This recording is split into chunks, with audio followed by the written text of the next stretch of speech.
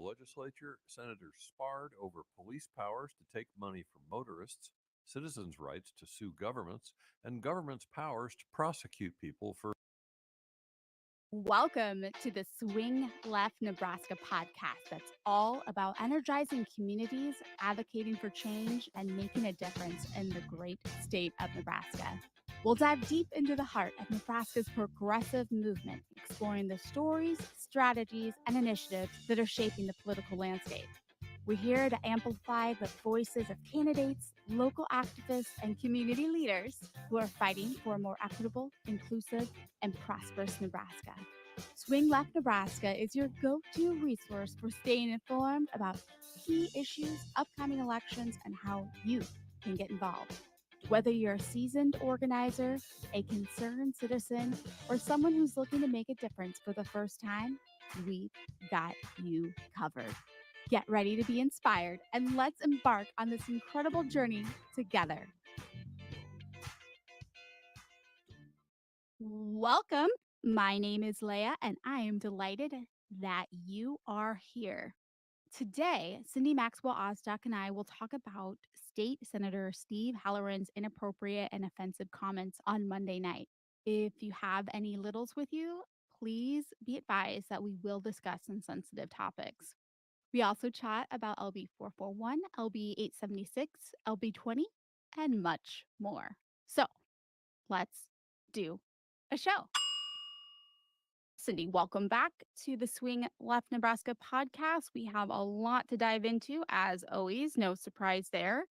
First of all, turmoil over comments were made Monday night by state senator in which she described a violent rape, just going to be perfectly honest and transparent, while interjecting names of fellow senators. And this spilled over into the beginning of Tuesday morning session of the Nebraska legislature.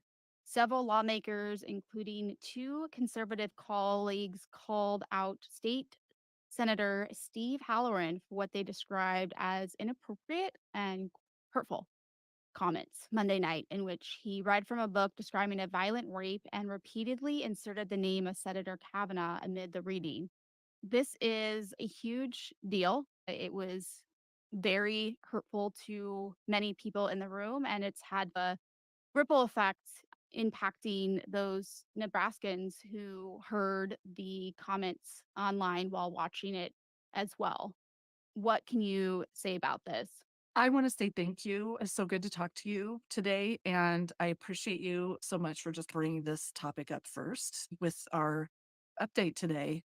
And the first thing I wanted to mention is sympathy, empathy, commiseration. I'm not sure what the right word is, but as a survivor myself, I know that for anyone watching the legislature on Monday or with all of the news and things that have come up since, it has been a really difficult time for so many of us. And I know a lot of people have been really struggling with trauma.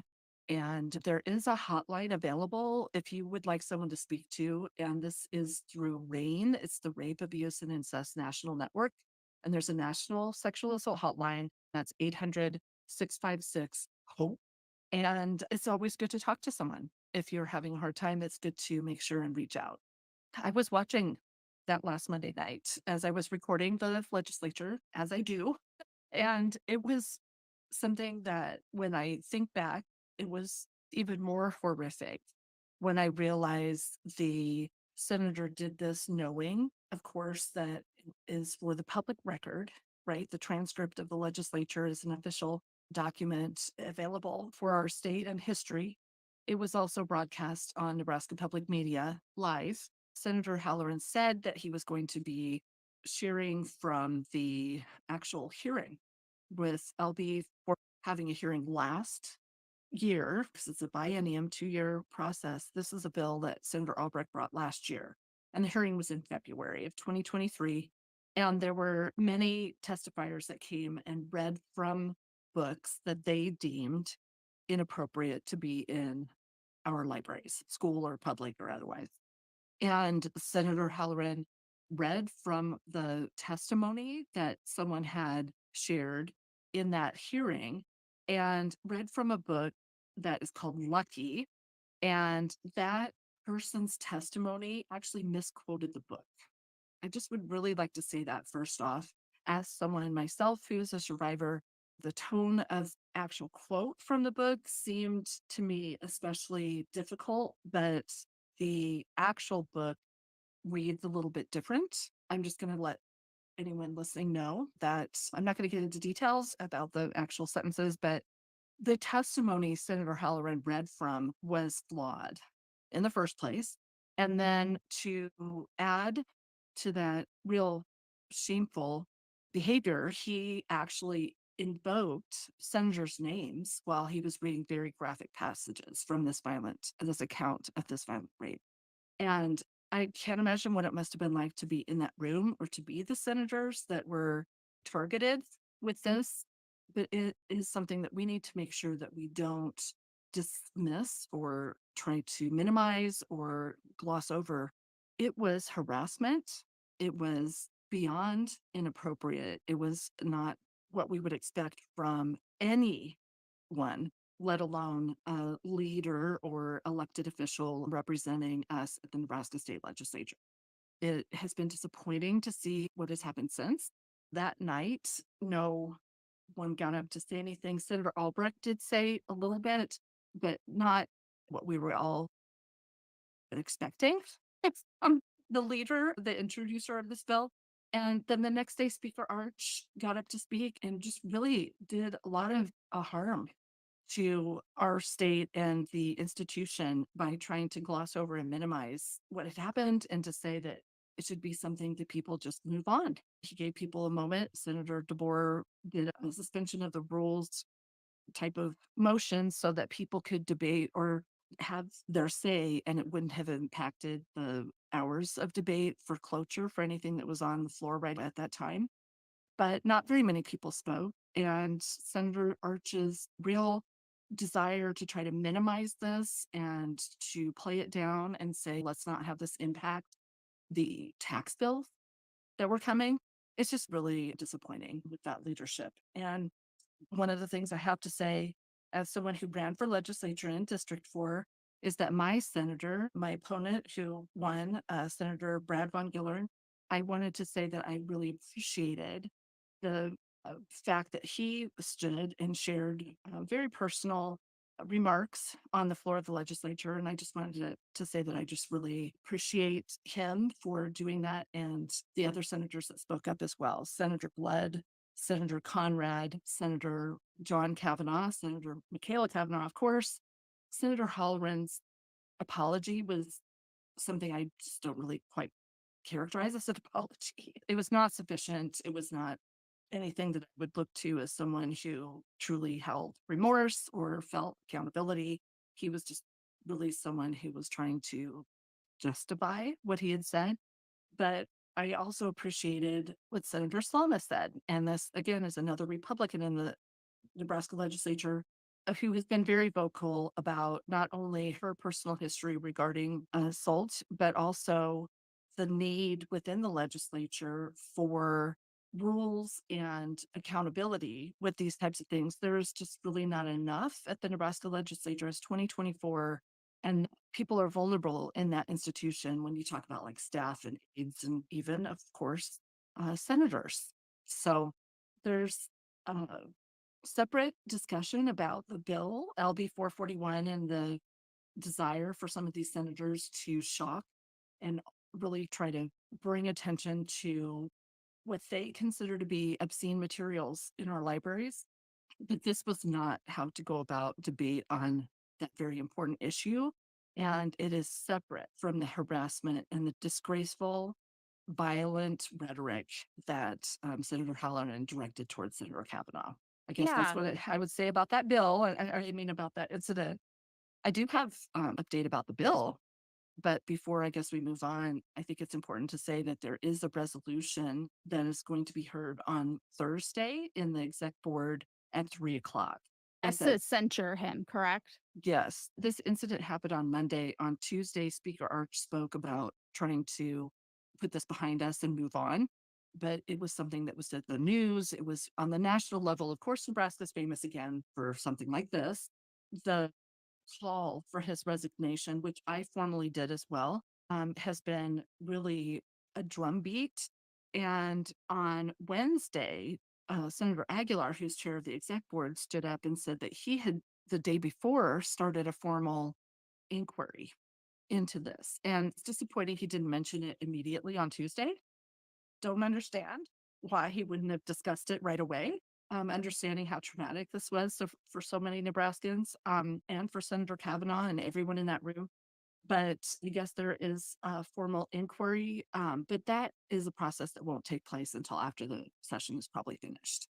So I am really glad that Senator Kavanaugh has brought this resolution. It's difficult to imagine why they would have to personally do that, but it is just another testament to the strength of that senator. And she is someone who deserves every amount of respect. And she is someone who definitely did not deserve to be treated that way the other night. It was horrific. It really was. We have it on our legislative study group YouTube page. Of course, we're recording and streaming the legislature. I did put a trigger warning on it, though. That's the first time I've ever done that. I went back and put a trigger warning on that video as well as the hearing from last year. I didn't watch the hearing last year. I have no interest in going back and reviewing the testimony of those people.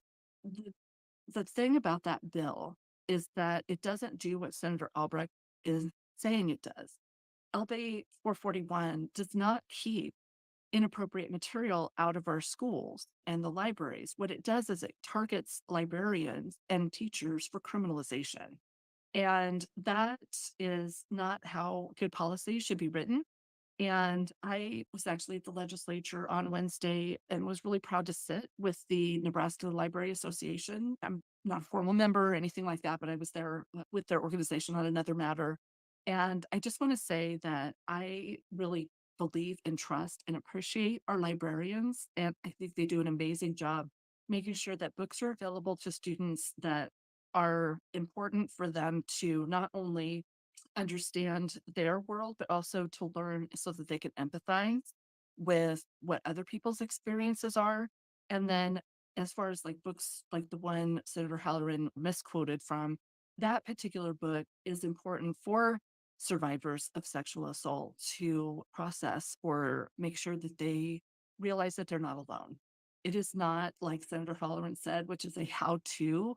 He called it a lesson for how to learn how to rape, and that is not what this book was about. And the miscarriage and the shocking and awing that goes on with these kinds of testimony just really misses the point about how we can help students who are victims and survivors of these really just brutal and violent things. I'm going to leave the phone number and link for RAIN, which is the National Sexual Assault Hotline, information in the show notes. And also, I will leave a link so that you can leave comments for the censure that, again, is taking place on Thursday afternoon. So your comments are due by Thursday morning at 8 a.m. If you have any comments that you'd like to be included on public record about your thoughts or feelings about what Senator Halloran did. The more that we can make our voice heard in this situation, the bigger impact we can have. So I do encourage you to check those links out in the show notes if you are needing some additional support because it is such a sensitive topic. Or if you do want to leave a public comment, that would be really appreciated. And like you were talking about, this had to do with the bill LB 441 that could allow prosecutions of K-12 school officials or librarians if they provide obscenity to minors. And that actually failed to advance on Wednesday after everything. That whole Mhm. bill just completely blew up in the Nebraska legislature. And it was Senator Joni Albright, who's the one who introduced this. She wanted to send a message in response to objectionable material in school books nationwide. Although she did confirm her bill will not address those books, she argued LB 441 would close a loophole that she said leaves K through 12 librarians and teachers immune from protection and able to provide obscenity to children. There are whispers that this bill could come back even as soon as this week. What have you heard? What do you know? What's the scoop? I'm not privy to whether there are any senators that would flip their vote to try to achieve the necessary number for cloture. It's hard for me to imagine some of the senators that had not voted for cloture that would change their mind. But I would really ask them to not bring this back. I think that it is a flawed bill to begin with. And then, secondly, it is important that we focus on how we can help students with the reading materials that they need, not to try to target librarians and basically send them to jail. This was something that was discussed on the floor of the legislature, is that is a possibility. And it's really something that Senator Wayne tried a few times to bring a little attention to. Right now, it is against the law to provide obscene materials to children. Let's all keep that in mind, period. That's against the law right now. And there are no librarians in Nebraska providing obscene materials to children. These books that some of the senators have disagreement with, maybe because they don't agree with it, doesn't mean it's obscene. And in fact, they keep talking about pornography. And that is something that I think it's important people remember. Pornography is meant to incite or excite. And if anyone was excited by Senator Halloran reading about a violent rape, I think they need different help than what would be provided through that bill. In fact, Senator Albright talked a few times about how she has a book in her office that she disagrees with so strongly. And I looked it up because I'm like, what in the world? It's called It's Perfectly Normal. And it's a book about changing bodies, growing up, sex, gender, and sexual health. And it's a graphic book, like as far as photographs, it's more drawings. And there are some drawings that are realistic, or they illustrate the human body, they illustrate what we're talking about when we talk about some of these things regarding sexual health. But it is not gratuitous. It is not anything that is meant to excite or entice or whatever you want to word it. It is just good information for children so they can learn about their bodies and how to be healthy and strong regarding making sure that they are always able to choose, that they have that consent. And I think that's what we really need to make sure and focus on, is that LB 441 doesn't do what the senator says it will. What it does is it target librarians and teachers for criminal prosecution. And we do not want to see police going into the schools and taking their teachers out in handcuffs because some parent or community member wants to challenge a book through a really flawed process like this.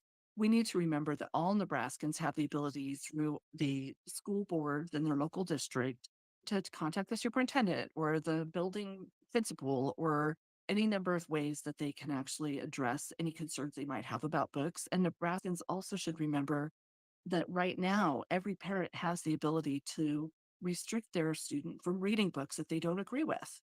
That's already something available. I just really hope they don't come back and try to waste any more time on this really flawed law. I agree. We will definitely be paying attention to that and providing you with any updates next week. Hopefully, we don't have any updates because it doesn't go through. Now, switching topics, palate cleanser onto a completely different topic. Mhm. A bill that would expand locations to surrender custody of a newborn advanced from first round debate Wednesday, but only after its sponsor agreed to remove the use of baby boxes for the drop offs.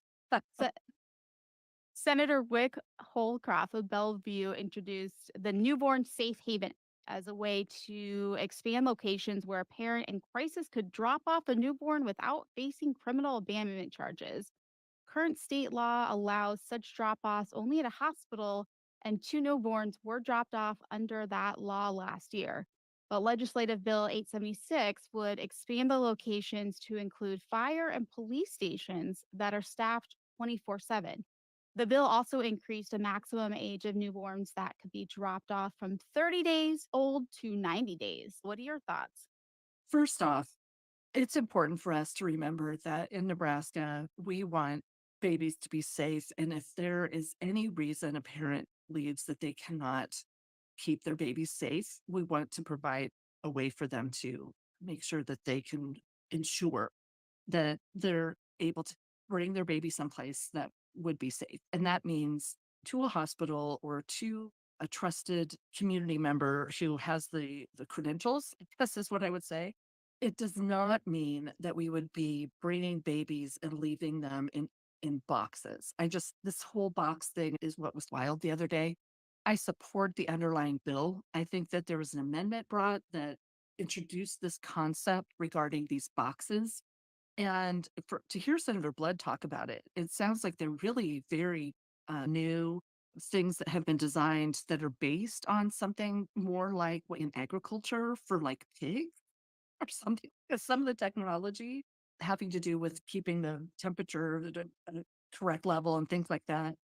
She said it's untested. It is something that is not what we would want to be doing as a legislature or concerned community members. We do not want people leaving babies in boxes anywhere in the state. They should always be bringing them to a trusted place like a hospital or somewhere that they could be cared for and not left to the weather.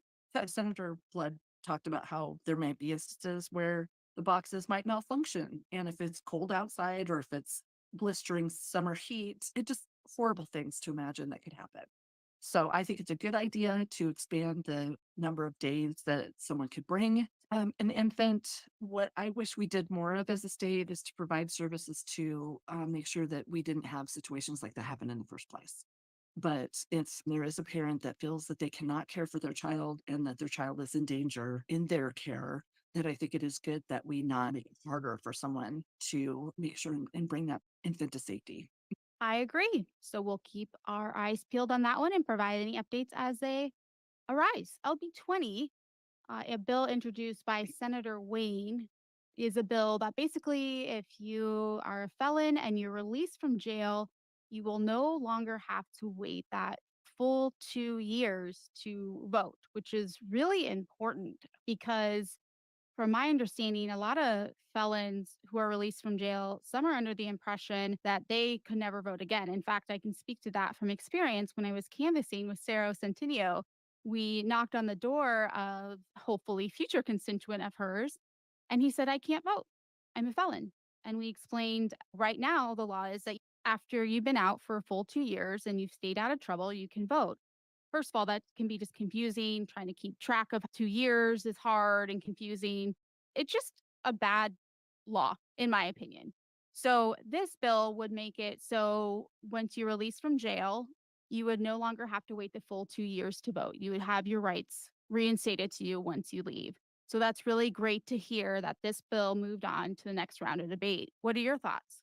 I'm excited about this and the bipartisan group of senators that voted to advance this bill is something that really gives me hope.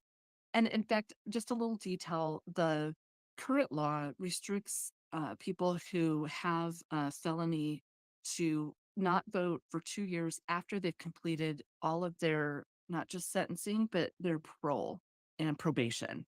So 2 years after that process is completed. And I think most Nebraskans realize that we don't want people arbitrarily restricted from such a fundamental right as far as voting. And as soon as someone has completed that process, their rights should be restored immediately and not an arbitrary 2 years later. So I am so excited that this has passed and advanced. And let's just hope that the senators continue and that the governor will support and sign when it is time. Yes, let's hope he does the right thing. Now, you had mentioned offline Speaker Arch made an announcement that he will reserve authority to reduce the hours of debate for cloture on controversial bills from 4 to 1 instead of regular 8 or 2. What can you say about that? So this is something he had shared at the beginning of the session. I appreciated that Speaker Arch had laid out that he intended to follow this process or procedure for cloture vote with 8 hours on general file, 4 hours on select, and 2 hours on final reading.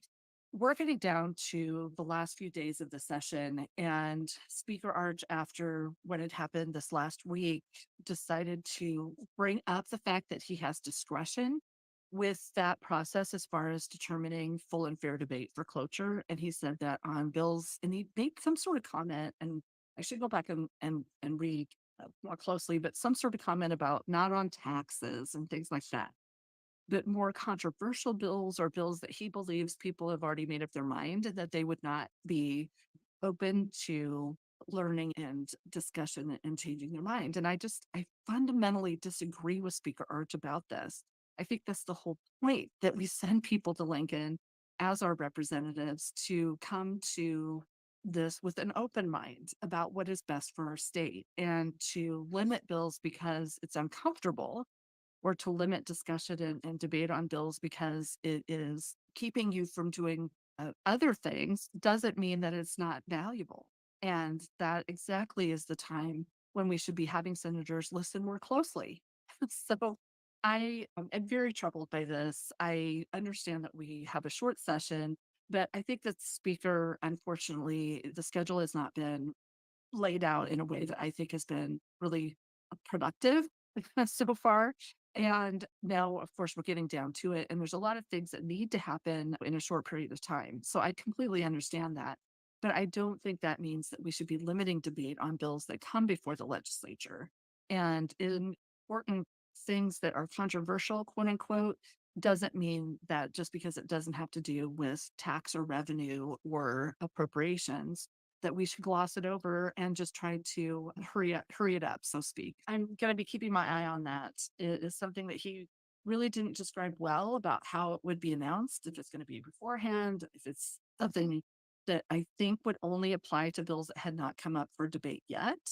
So I don't know. We'll have to see how it works. But I really think that is something that everyone should be keeping their eye on these last few days of the session so that we can be in contact with our senators if it becomes clear that they're trying to rush something through and not be thorough.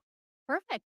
You also wanted to mention that the HHS appointment confirmation will be on Monday morning for Steve Corsi. What can you say about HHS's confirmation reports is on the agenda for Monday morning, and it includes the director for HHS, Steve Corsi. He is the gentleman, if you remember, who had been appointed by Governor Pillen in really concerning circumstances when we look back now and realize that there were things that had not been updated on his NADC report regarding his consulting and conflicts of interest. And he also has real troubling experience in other states as well.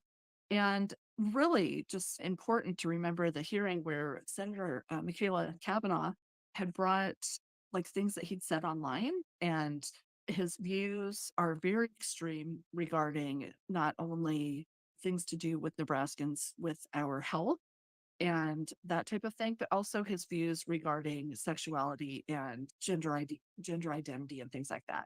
And this is a person who has such enormous responsibility in our state government in caring for the health of every Nebraskan, no matter what their identity. And I think that it is really troubling that the HHS committee even forwarded this person's confirmation. And I hope that the broader unicameral will reject it and they can send Governor Pillen back to the drawing board. He should find someone better, more deserving of the authority and responsibility that they would be giving him over things that would impact so many people's health and well-being. Perfect. Cindy, as we wrap up, is there any final words that you have for our incredible audience today?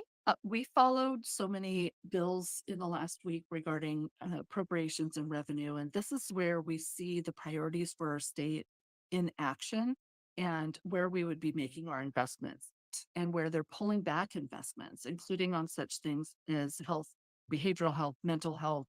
We want to make sure that we're not shortchanging struggling Nebraskans and working families for property tax relief that is more just shifting taxes and not actually getting down to the root causes. And so I think it's important that everyone be in touch with their senator about these issues. It's very disappointing, some of the things that they have been discussing as far as what they would be either not funding fully or some of the things that they're talking about that also might be coming out of revenue this week with the sales tax increase. And I really just think these last few weeks, we need to dig deep, make sure to keep our focus, keep our eye on the prize, so to speak, and be in touch with our senators on an ongoing basis so that they know how strongly we feel about these important issues and that we do not want them to just rush this process because they're running out of time. I agree. That is a great way to end our chat today. Thank you so much for that critical reminder of staying in touch with our senators and why it's important more than ever to do. So, with that, I think we'll wrap this up. And Cindy, again, thank you so much for all your time and your commitment to going down to Lincoln to get this information, to bring it back to our audience. so that they are better equipped with this information. So thank you for everything, and we'll catch up next week. Thank you. And that wraps up today's discussion on the Swing Left Nebraska podcast. We hope you found our deep dive into the political landscape both enlightening and engaging. Before we sign off, we'd like to extend another heartfelt thank you for tuning in. If you enjoyed our conversation and want to keep the momentum going, please share this pod with your friends, family, and fellow Nebraskans who believe in making a difference. Your support means the world to us and helps our message reach further. Don't forget to rate and review us on your preferred podcast platform. Your feedback is crucial in helping us improve and ensures that we continue to bring you the content that matters most to you. Until next time, let's mobilize, let's take action, let's go. Ready, set, go. Get ready to go.